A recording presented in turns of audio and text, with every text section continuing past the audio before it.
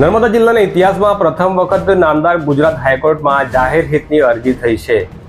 જેમાં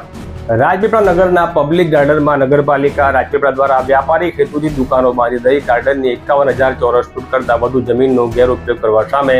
રાજવી પરિવારના યુવરાજ માનવેન્દ્રસિંહ ગોહિલે વાંધો ઉઠાવ્યો છે। ત્યારે ગુજરાત હાઈકોર્ટમાં થયેલી આ જાહેર હિતની અરજીની સુનાવણીમાં હાઈકોર્ટે શું કહ્યું છે, અરજદારને કયા પ્રકારના નિર્દેશો આપ્યા છે અને આ મુદ્દે નગરના લોકોનું શું કહેવું છે એની વિગતે વાત કરીશું આ વિડીયો।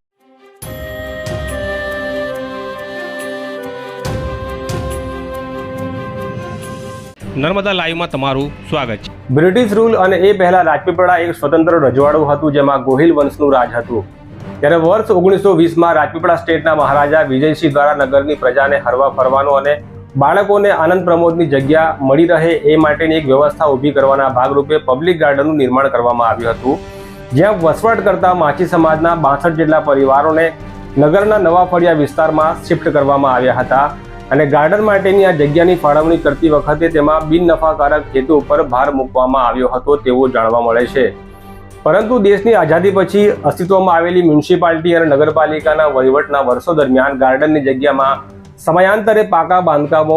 આકાર લઈ રહ્યા હતા અને આવકના સાધનો ઊભા કરવાની પ્રક્રિયા શરૂ થઈ હતી। તેના ભાગરૂપે પહેલા એક ટાઉન હોલ બાંધવામાં આવ્યો, ત્યારબાદ એક સુલભ શૌચાલય બાંધવામાં આવ્યું, ત્યારબાદ એક 60 દુકાનોનું શોપિંગ કોમ્પ્લેક્સ અને ત્યારબાદ બાળકોના રમતગમતની જગ્યાના સાધનો તોડી હટાવીને ત્યાં ટેન્ટ આકારની 22 જેટલી ફૂડ કોર્ટનું નિર્માણ કરવામાં આવ્યું હતું, જેના માટે ગાર્ડનની 4,848 સ્ક્વેર ફીટ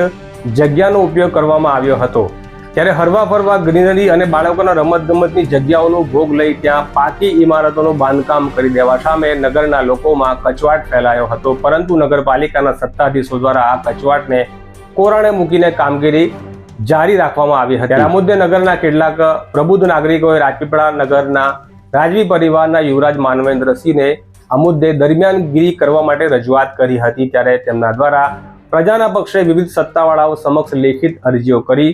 સદર બાંધકામની જે કામગીરી છે તે નિયમ વિરુદ્ધ કરવામાં આવી રહી છે, હેતુફેર કરી કરાતી હોવાના મુદ્દા ઉઠાવતા આખરે રાજપીપળા નગરપાલિકાને પોતાની આ ફૂડ કોર્ટની કામગીરી છે તે અટકાવી દેવાની ફરજ પડી હતી। પરંતુ આ પાકા બાંધકામોને દૂર કરવામાં ન આવતા આખરે યુવરાજ માનવેન્દ્રસિંહે નામદાર ગુજરાત હાઈકોર્ટ સમક્ષ જાહેર હિતની અરજી ફાઇલ કરી હતી, જેમાં હાઈકોર્ટમાં સુનાવણી કરતી વખતે અરજદારને હાઈકોર્ટે જણાવ્યું હતું કે તમારે અમને જણાવવું પડશે કે ગાર્ડનની કુલ કેટલી જગ્યામાં ગેરકાયદેસર બાંધકામ કરવામાં આવ્યું છે।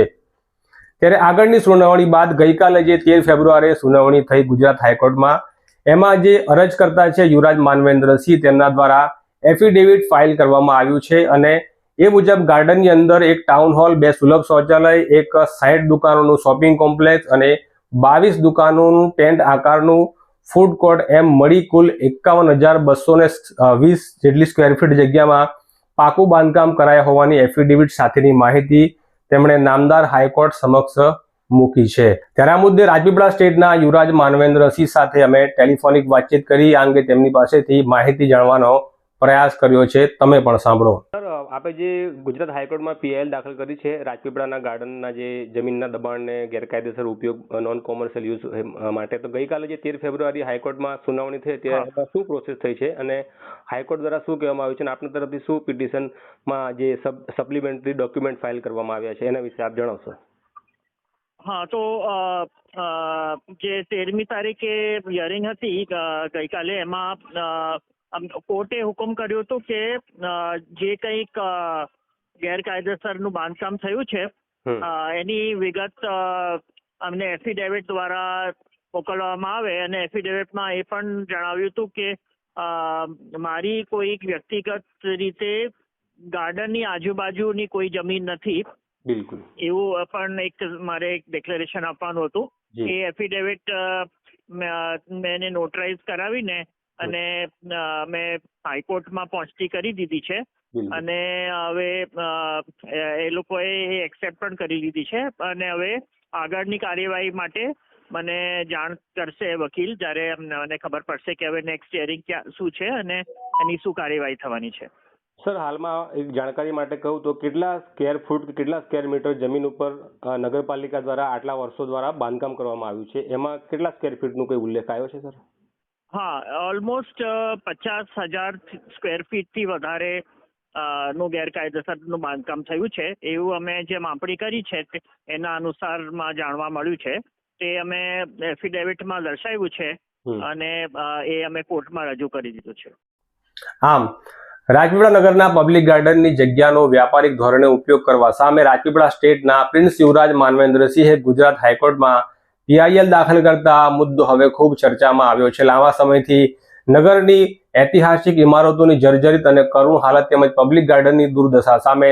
નગરજનો આક્રોશ વ્યક્ત કરી રહ્યા હતા, પરંતુ સત્તાવાળાઓએ આ મામલે પ્રજાને દાદ ન આપતા આખરે હવે રાજવી પરિવારના યુવરાજ માનવેન્દ્રસિંહ આ મુદ્દે આગળ આવ્યા છે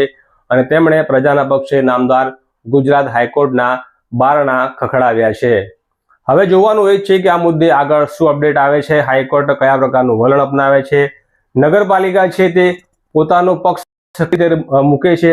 અને આખરે એમાં શું ચુકાદો આવશે, એ તમામ મુદ્દાઓ જાણવા અને સમજવા માટે અમારી આ નર્મદા લાઈવની ચેનલ સાથે જોડાયેલા રહેજો અને આ વિડીયોને વધુમાં વધુ શેર કરજો. ફરી મળીશું એક નવા વિડીયોમાં.